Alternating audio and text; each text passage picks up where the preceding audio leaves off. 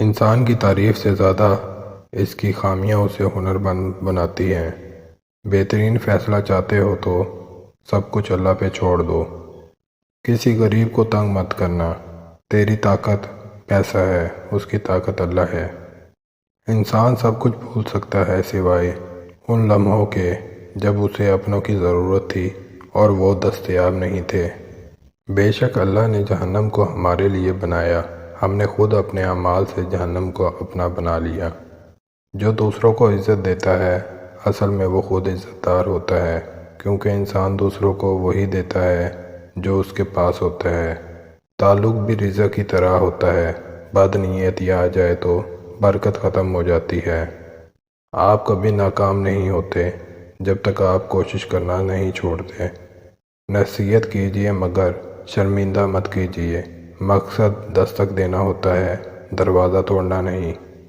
قصہ یہ پڑھا ہے پرانی کتاب میں، حسن محفوظ رہتا ہے ہمیشہ حجاب میں۔ درخت جتنا اونچا ہوگا اس کا سایہ اتنا ہی چھوٹا ہوگا، اس لیے اونچا بننے کی بجائے بڑا بننے کی کوشش کرو۔ زمین کے اوپر عاجزی کے ساتھ رہنا سیکھ لو، زمین کے نیچے سکون سے رہ پاؤ گے۔ گناہ کو پھیلانے کا ذریعہ بھی مت بنو، کیونکہ ہو سکتا ہے آپ تو توبہ کر لو پر جس کو آپ نے گناہ پر لگایا ہے وہ آپ کی آخرت کی تباہی کا سبب بن جائے۔ اپنی زندگی ایسے جیو کہ اللہ تعالیٰ کو پسند آ جاؤ۔ دنیا والوں کی سوچ تو روز بدلتی رہتی ہے۔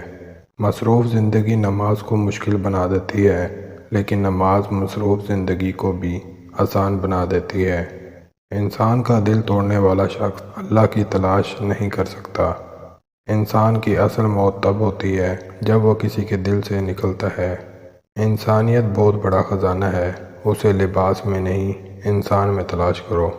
کسی انسان کی خوبی کو پہچانو تو اسے بیان کرو، لیکن اگر کسی کی خامی مل جائے تو یہاں تمہاری خوبی کا امتحان ہے۔ لفظ انسان کے غلام ہوتے ہیں مگر صرف بولنے سے پہلے تک، بولنے کے بعد انسان اپنے لفظ کا غلام بن جاتا ہے۔